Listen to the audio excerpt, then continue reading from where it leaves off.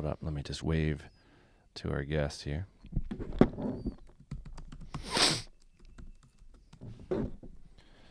How's everybody doing out there in podcast land? Oh, we already got some thumbs up. Thumbs up, boss man. You know what's not thumbs up is our internet connection yesterday. Oh, gosh. Don't worry. It was a high stress moment and something we didn't actually figure out for like 10 hours. We were just off midnight last night. Figured it out. off the web all day long. Yep. So we had an analog life. It's like It was Homestead great. pumped water out of the ground, fixed some cars. It was awesome. Welcome back, everybody. We are excited to be here. We are in the Podshop. We are going to do a happy hour Friday. We're going to bring back Mario Lucibello, someone whose phone call dropped. So we know it says Jeff Piccaro on the waiting YouTube thing. We're going to have Jeff on next week, one of our good buddies. So we'll figure out a fun one to do with Jeff. A couple things at the top here. While we're just getting started here, read the New York Times today. The New York Times is like I'm taking crazy pills. The stock market is surging. And I'm just like, what are they surging about? Because Trump's going to open up the economy May 1st. I'll tell you what. And this is just a shout out to our podcast. Brian Miller was on the TMBA podcast this year. He is like, what's a astronaut but not space? The future, a future not. Brian Miller is a future not. He is living in China. They have reopened a lot of Shenzhen, and his kind of point to me was like, man, reopening the economy doesn't mean reopening the economy. Just because Trump says we're open for business, do you think everybody's just going to go out and start living large? No way. So my point, Ian, is that if you're in the market and things are coming up right now and you want to be liquid for the next couple years and you got ideas of what to do with that cash, I'm not giving out investment advice, but it wouldn't be a bad time to consider withdrawing some of those funds right now. Yeah, you're already back up. I mean, if you're invested in the market, you're already back up to almost where it was. It's crazy. What's man. the Dow at 25, 20, It's 24, 25, and the top was 28 crazy. or 29? So. Absolutely crazy. A new segment before we get into our key points on saving money in business today. I want to give some Boss Socks shout outs to some of the bosses in the audience. What are boss socks, by the way? Boss socks are what bosses wear. Bosses wear. You got to have some boss socks. Catman flip-flops. What does that mean? I want to give a shout out to Lena at Dynamite Jobs. I woke up this morning with a text message from Lena saying, check it out. We sold our first resume review. Resume reviews are for candidates who are looking to improve their applications. We've partnered with an expert in this. They're $150. But what is so boss about this is, did you have the idea for resume reviews? No. I didn't have that idea. You know who Team had that did. idea? Lena had that idea. Great idea, Lena. That is so boss. Love to see the team going out there and proactively building product and stuff. That makes me so happy. Love it. Well done, Lena. And another shout out to Alfie on Twitter. I don't know who Alfie is, but I know he's a boss. He said, you already know these dudes. Dan and Ian are producing daily podcasts that is positive, yet rational and enjoyable as heck. And if that weren't boss enough, Noah Kagan offered this guy $100 for giving such a boss answer. And then Alfie comes back over the top and says, donate it to charity. That's nice. That is so cool. Well done, Alfie. Thanks for listening. In the All right. comments, Greg Berry says, just to let you know, I'm only tuning in for Jeff. And then he goes, well, shoot. Okay, I'll watch anyways. I don't blame you, Greg. Jeff Fulworth says, oil prices per barrel is down. Oil stocks are up. Makes sense to me, in quotes. Yes, everything is making perfect sense right now. Mike Stankovich says, wife and I were just talking about whether there would be a surge in travel from cabin fever. We think probably not. Well, let me tell you our plans, Mike. We're going to get an RV and get in trailers and round up the horses and head out of here as soon as it gets hot. So maybe not airplane travel, but I wouldn't be surprised if there was a lot more domestic travel on the roads this summer. That wouldn't surprise me at all. We have the idea. Lot, but not as much as normal. Not as much as normal. I think that's maybe the not. thing. That was Brian Miller's point, and that interview was just so fascinating. I mean, I was just locked for an hour and a half with Brian. And he made such a simple point that seem to be expressed in like the national consciousness right now, which is, guys, open doesn't mean open. Like, as long as there's a threat of people getting sick out there, there is going to be a cooling down period that could last a long, long, long time. So if I remember correctly, to like 2008, and people older than me have been through more of these than I have, but it's like consumer confidence is something that needs to come back after something like this. So I think people start hoarding, they start saving, they start thinking like, well, my job isn't that secure, the economy isn't that great, maybe I shouldn't spend every dollar that I have, and they just pull back. They just pull back on their purchases, and then it takes years to get confidence again to go out there and say, I'm going to spend every dollar I make. Well, and that's a cycle that we see, I'm pretty sure, every time, but I think it's going to take years for people to get that confidence back. Well, and like, look, the small ball of it is like the consumable part of it. I mean, the big part is like that the fundamental elements of all of our society is levered up to the hilt. We're like sort of the opposite of China, right? China, they have $10 in their savings account and they go risk $1 to start a business. That's TMBA style. China is TMBA style business. America, on the other hand, you have $1 in your pocket. You go out to the bank and you get $9, and then everything you own is 90% owned by somebody else. And that is our entire society. It's the stock market at the very top. It's the banks. It's the funds, it is all the traders below that, and then it's all the people that sort of provide the meat for all of this justification for this. It's the consumers, it's the homeowners, it's the builders, and what are they all going to do? What are they all going to do? I'm not bullish about the stock market, but I am bullish about entrepreneurs because they save like the Chinese. You know who's not bullish about entrepreneurs? Most bankers. Did I tell you about the time where I tried to refinance my house? Yeah, try to get a mortgage as a small business owner. Good luck with that. All right, so today's topic is money. We are going to talk about how to be financially responsible, and we're going to talk to our money guy in just 3 minutes here. There was some points that we didn't get to yesterday I wanted to bring up, Ian, before we call Mario. Yesterday, of course, we talked about buying used. We talked about using mint.com or a spreadsheet. We talked about the credit card nuke, just changing your credit cards and how of an amazing, just simple, how much money that can save you just by being proactive about having to make all those purchases again. It's like, do I really need Prime? Do I really need Prime? Yeah, I need it. Oh, wait, I have 2 Prime accounts. I only need 1. All right. The first point you mentioned here is for entrepreneurs is, can you actually see your finances? Do you have your books in order 7 to 14 days after the close of every financial month? When we had the product business, Dan, we were like forced into this kind of like financial independence and like financial, I'd say, good housekeeping. Like we had to have our books in order because we had basically thousands of different SKUs, because we had products and then we had parts, and the parts built the products, and it was this big complicated mess. But anyways, even just looking at our books wasn't enough because we had to have cash flow projections. You had to have cash flow projections, so we had a different spreadsheet for that because that's something that QuickBooks wasn't doing. But anyways, we were like forced into this because of cash flow. Like we had to figure out, okay, we're purchasing for 6 to 8 months out. How much are we making now? How much do we need to pay our expenses for 6 to 8 months and then order this inventory? And it was always this like constant juggle, but what it taught us was like basically your books have to be accurate, and they have to be accurate to like 7 to 14 days after the month closes. So month closes, meaning it's like the 31st of the month, you start working on your books.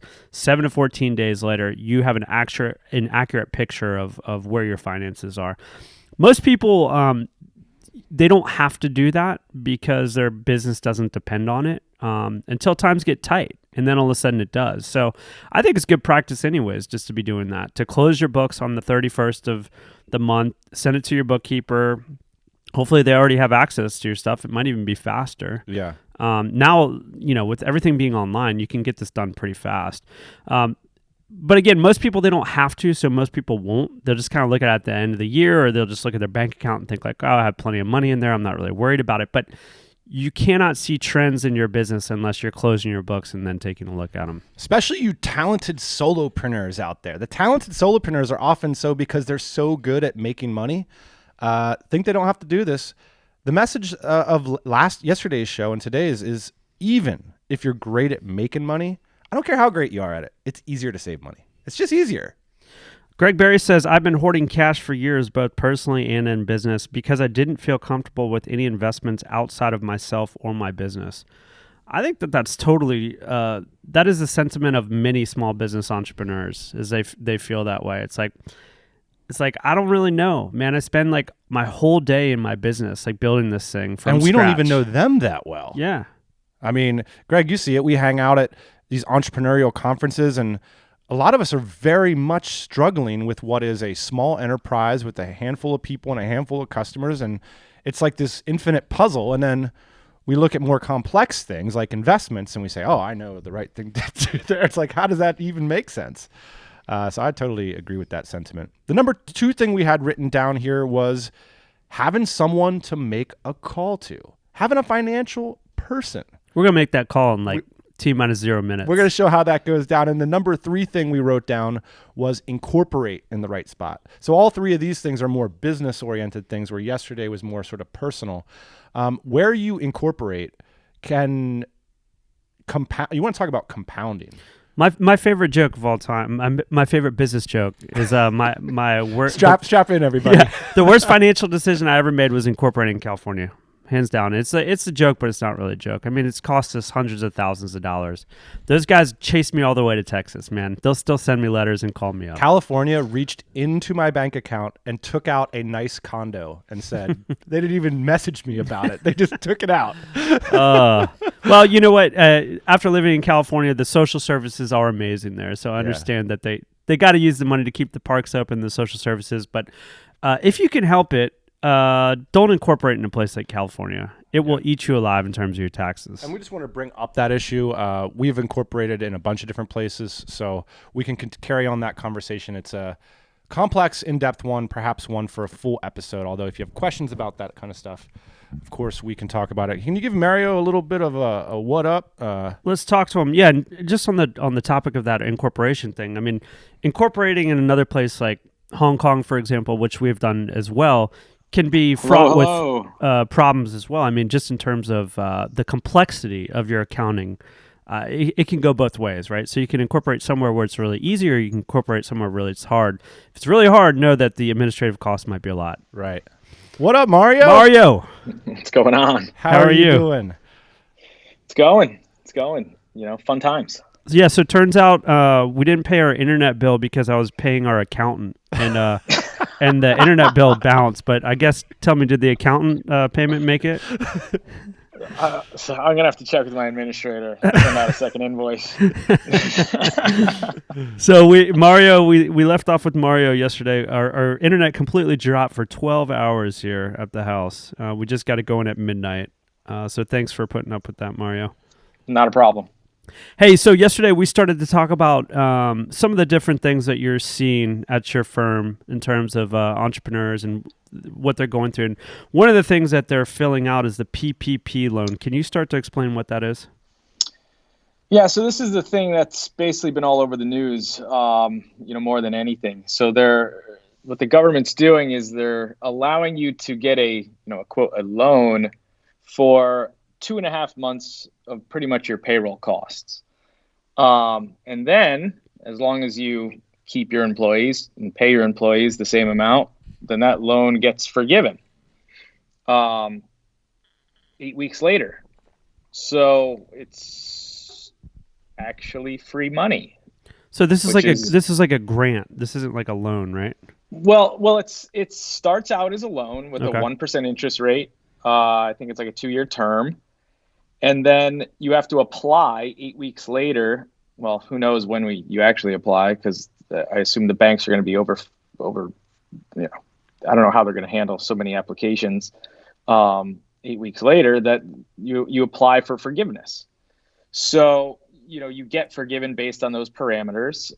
Again, nobody knows the exact documentation requirements for forgiveness or the exact procedure, and I imagine each bank is going to be slightly different. But the statute says as long as it is used for payroll costs, you could also use it for your lease and utilities, then you should be allowed to get forgiveness, which is, backed by the government. So, I mean, the banks in truth are incentivized to get this forgiveness for you because it's a terrible loan for them to hold on their balance sheet. What bank is making any money on a 1% loan? So if anything, they will help you meet whatever the guidelines are to get to SBA to get your loan forgiven. Now, Mario, I've heard from and some entrepreneurial friends that a lot of people are having trouble getting their hands on this money. Have you experienced that with your clients? Let's just say that the timing is challenging. So, they opened this thing up on a Friday. I want to say it was like maybe 2 weeks ago now. And, I mean, it's literally like having what's a good analogy?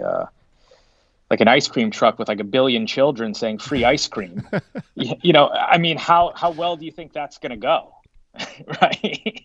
So if there's, 1,000 children killing each other trying to go get some free ice cream, it's basically the same thing's happening. Every business owner is talking to their bank and their bankers, and everybody's anxious that they're going to get left out of this program. In actuality, considering the circumstances, I actually think it went pretty smooth, even though, there was so much stuff that was undefined and things that nobody knew the answers to. But just now, I'd say this week, towards the end of this week, and I imagine early next week, almost everybody's going to have their funds is my guess. I've, about a dozen of my clients have reached out to me this week and saying, I got the money. What do I do now? Right. So just when I thought I was off the phone for a little while, explaining how to apply for these things, now it's like, I got the money. What do I do? What do I do? How do I track it? What are we gonna have to prove to them that I've actually, use this money? And then, again, it's back to, wow, nobody knows the actual answers to all this, but I imagine it's going to go this way. So, Mario, I'm looking in the comments here. It says, I thought they ran out of the 350 billion.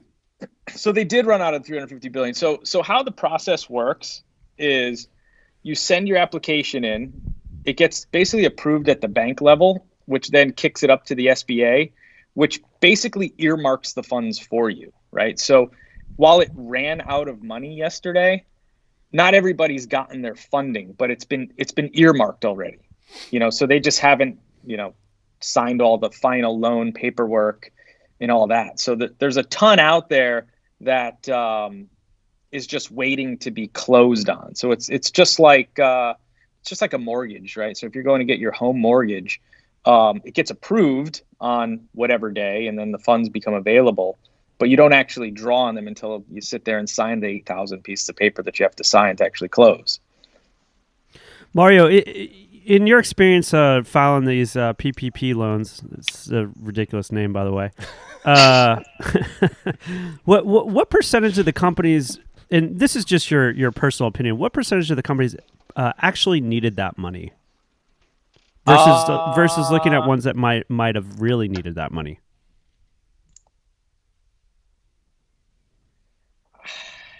I mean, I guess how you define need is a different question. Well, right? well, let me just pose the question this way: a buddy of mine paid a lawyer and somebody like you to file these applications. Like, the company's fine, right? So they just saw it as like free money, and they had plenty of resources to do that. So I guess my question to you is like, how many people are going through those? I see two baskets, right? So I see two baskets. One is as you said, the company didn't need it at all.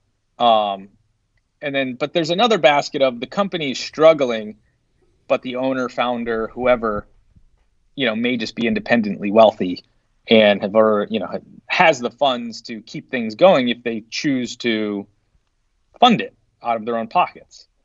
I see a lot of that was applied for because, again, they legitimately had a 50% decline in revenue. Can they fund it, and can they probably weather the storm? Probably. But again, who knows how long this is going to go on, right? And how long would they actually fund it for without actually making cuts? That's right? That's the sort of a question I had for you, Mario. It's a general question. Like, you're this like confidant of so many entrepreneurs. They call you and they you know what their money situation is. What are some things that like you're seeing right now that maybe the rest of us aren't conscious of, who we're just looking at one business every day? I mean, I'm seeing a lot of things. Again, kind of back to that scenario that I'm seeing is those people are making cuts. And then they did hire them back when this happened, because they said, well, why would I come out of my own pocket if I'm 60% down in revenue or 50% down in revenue? But then they also say, well, if they're going to give me the money to pay them, well, then I might as well hire them and let them do what they can, either from home or from wherever. But Ian, to your question first quickly is yes, there are some people I'm sure that are doing just as well and don't see any decline. But I will be honest with you, even those ones, I can't, all of them are like, yeah, we're doing good, but it's day by day. You see what I mean?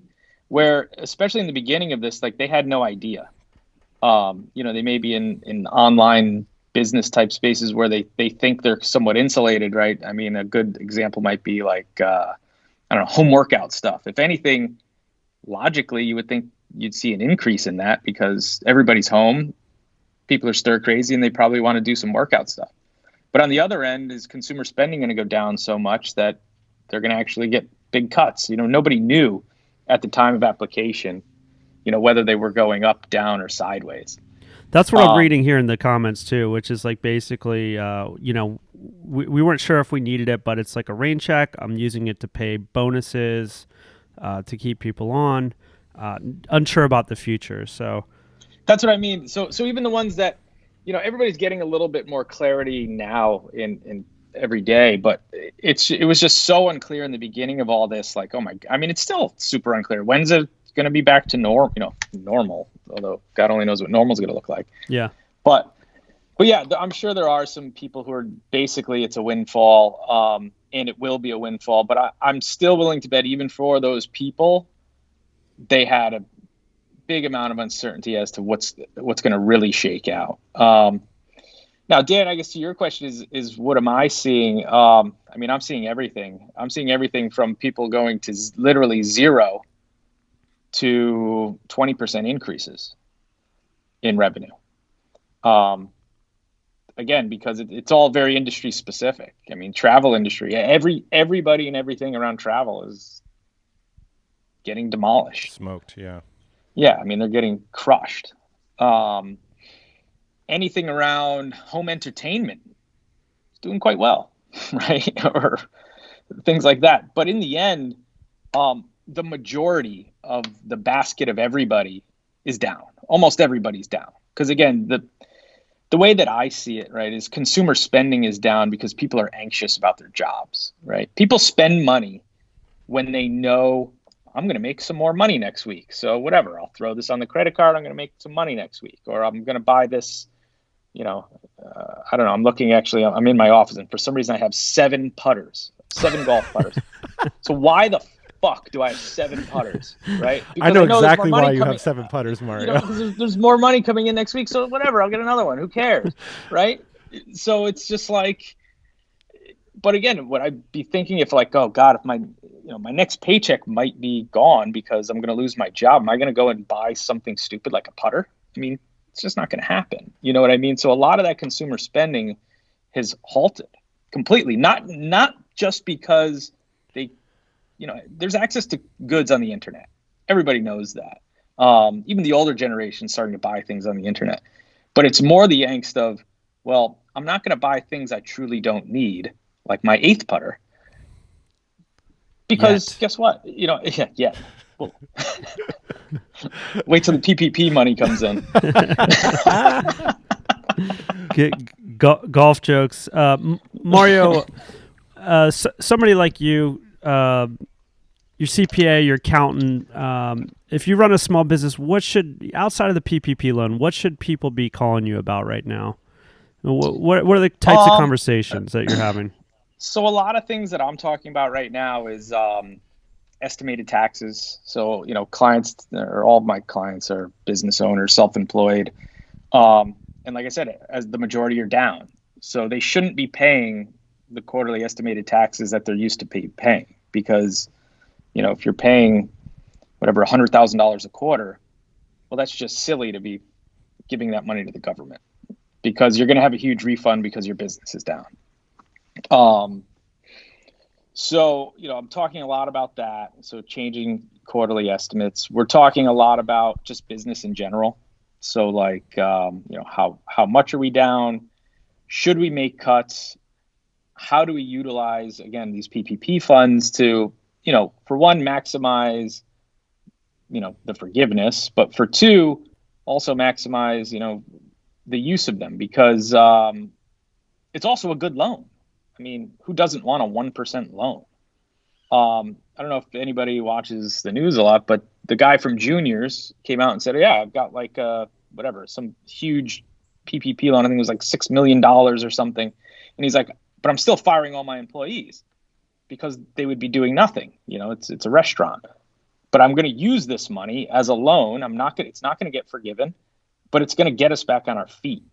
Right. And that's a conscious decision for them to make. Right. And you need to really run your numbers to see if it makes sense to do that. On the other hand, the highly skilled workers, you got your law firms, right? A lot of those are getting beaten up pretty good, especially in big law. So I'm talking to a couple of big law partners, and I'm saying, well, if you could keep people on, that's great, because guess what? To rehire these people would really be a pain in the ass, because now you got to go find these very qualified workers, retrain them, and then they become useful to you again. So it's very specific. If you could hold on to your employees in certain scenarios, even though you're losing money with them, and even though there's not a whole lot for them to do, again, under the assumption that things are going to come back, you're still in a better place by not having to go out and do this huge recruitment effort in the future. So again, by utilizing, things like those PPP funds, and saying, well, guess what? I realize you're not doing a whole lot of things right now. Here's some things you can do from home or whatever. But I really just want to keep you as an employee, because again, I don't want to lose my best sales guy, even though no sales are being made, because, who knows, we're selling commercial kitchens to restaurants, and guess what? They're not buying them. But I don't want to lose them, because when things come back, I don't want him to have found something else. Right. So again, it's all facts and circumstances, and everybody's different. Mario, is it the case that some people are better off? Like, talk about the employee side for a minute. Is it the case that some of these employees might be better off not having a job or not being employed right now? I mean, not in terms of like you're not making any money, but there's government assistance programs for them as well. Does it make sense to not be employed? Not really. Just because you do get unemployment, and that's great. It may be an even, not quite even. I think unemployment caps, it must be state specific, but around here, I think it's like $600 a week or something like that.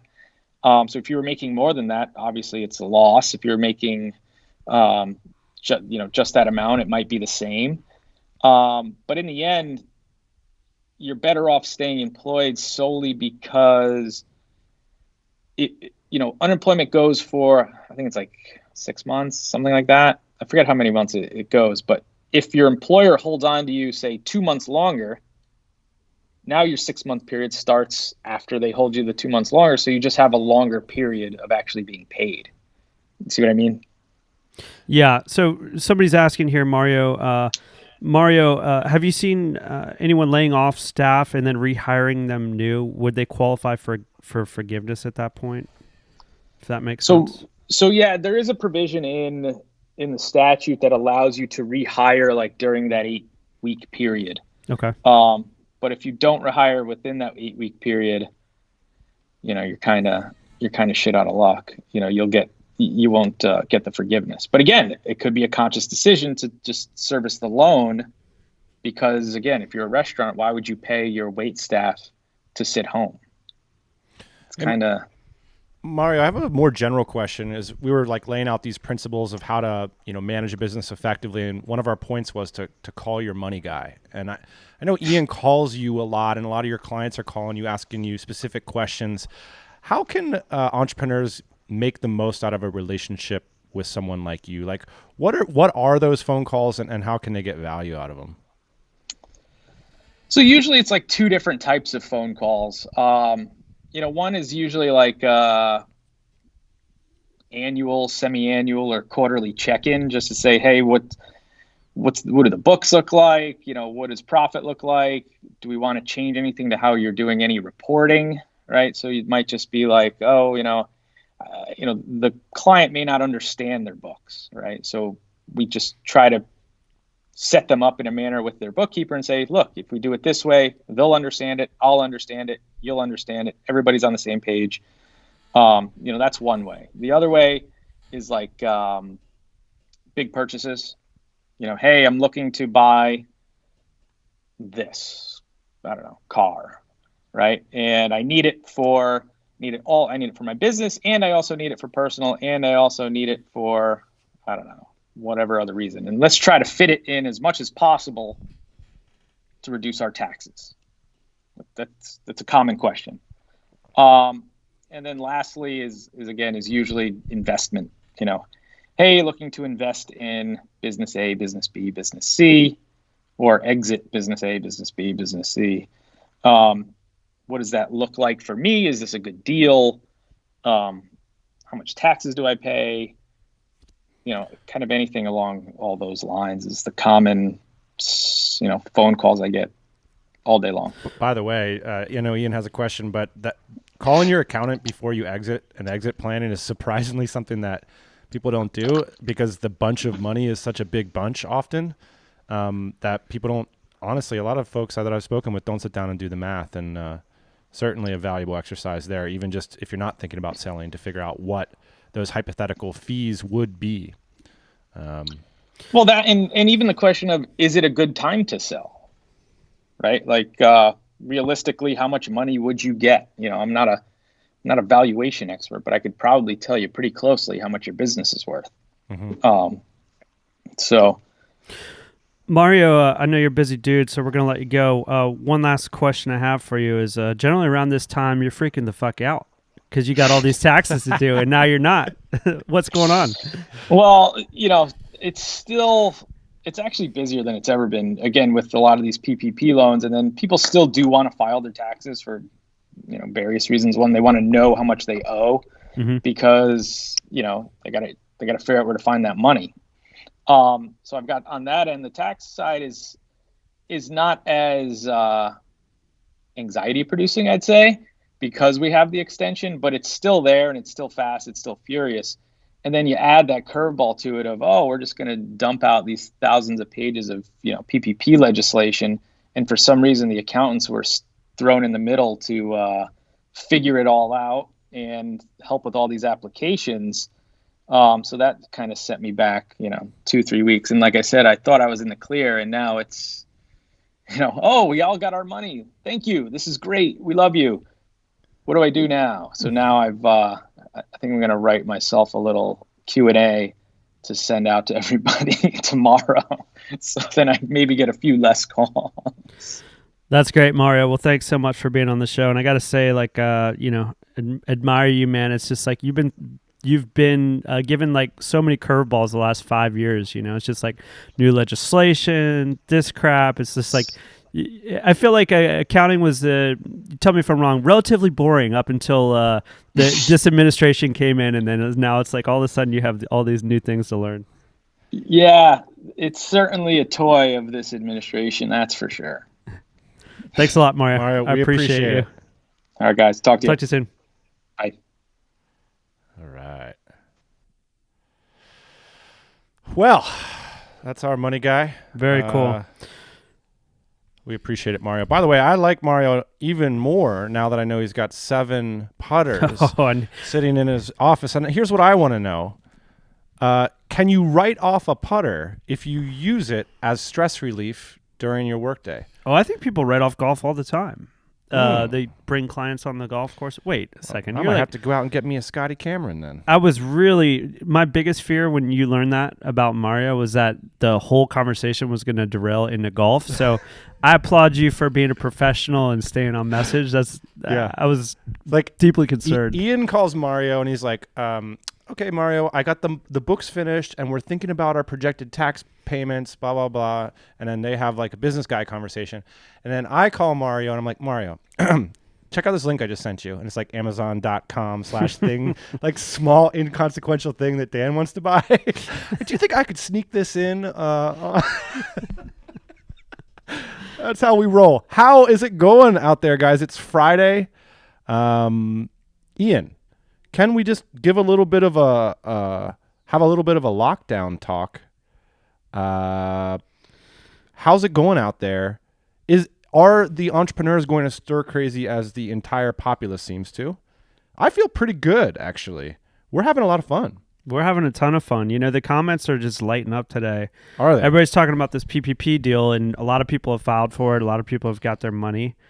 And I think I have a different perspective, actually, than when I started this show, which is it's one that it makes sense for planning. Like, basically, we don't know. So why not go out and get this free money? Of course. You know, it's that makes a lot of sense to me. Jim Roman says TMBA style hack, in normal years, not just 2020, instead of freaking out to get your taxes in by 4/15, calmly work on your business and instead just file an extension each year.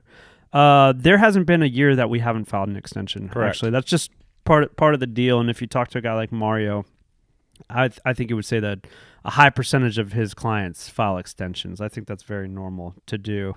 Another thing, you know, that we do, which I don't know if it's normal or not, is like these prepayments. Yeah, you make them. Definitely make them. But here's the thing: is like the penalty is interest. So if in your business you can deploy that cash more productively, then deploy it in your business and pay the penalty basically to the government for not making your prepayment on time. We've done that several times because I can get a better return of the business. There you go. Taxes are the last thing you want to pay. You got to though. Jeff says having extra cash at 1% never hurt anybody. I totally agree. I think it's just a matter of, now it's gone. That's one thing. It's gone. And it's gone. It's a South Park episode. But I think you're right, Jeff. Cool. Well, thanks so much for hanging. All right, so let's put a bow tie on this thing. Yep. If you want to save money in your business, get a money person. Finish your books by the end of the month, or finish your books within 2 weeks after the end of the month. And final piece is saving money is easier than making money. I think that's the theme of the last 2 days here. And it also is, it can help you to feel empowered when, you know, otherwise everything feels like shifting and crazy out there. If you get your books lined up, call your accountant, get these relationships locked down, defer your tax payments, drag your feet on paying the government. All this stuff's going to make you feel better. That's the bottom line. Well, it doesn't make you feel good being late and dragging your feet. It makes you feel good if you have a plan with somebody like Mario that says, hey, man, just drag your feet. Don't worry about it. Totally. You know, pay the minimum or whatever. But it doesn't feel good to be out of control. It feels good to be in control and dragging your feet. Speaking of like brap. Exactly. Speaking of emotions, one of the tips you shared yesterday is that you have all your nastygrams forwarded directly to Mario, who is used to seeing nastygrams. Whereas when we see like IRS nastygrams, it's like brings us down for the day. Yeah. I just forwarded it straight to him. It's like literally the address on our business, the correspondence address is his address. So like I don't even see it. It's wonderful. I don't ever want to see another piece of mail that says, you know, government IRS on it. You know, just go right to him. He'll take care of it. If you're interested in more TMBA content, go check out the podcast feed this week. Yesterday's pod with Brian Miller is very, very interesting. Like I said, like I just kind of got off that phone call with Brian pretty shell shocked. I was just like an hour and a half on the phone, like, oh man, just trying to think about what the implications are for our lives and seeing that China is 3 months ahead, and that in many ways one of the punchlines is, you know, you can make generalizations, but at least from Brian's experience in China was on point. They were on point. They just shut that ish down. He gets his temperature checked 6 times a day. They have all these quarantine procedures. I mean, they were just on it, and still they're effed. Yeah. And so I don't know. I can't even get tested here. So, I got a thermometer. all right. Do we have any more comments, or is that it? That's it, buddy. We All will right. see you guys next week. And if you tuned in to watch Jeff Picaro, sorry about that. We're going to figure out this title mess. Jeff Picaro going to become like our Matt Damon. Just like, we wanted to have Jeff on the show, but we didn't have the time, unfortunately. Next week. All right, next week, guys. See ya. See you Monday.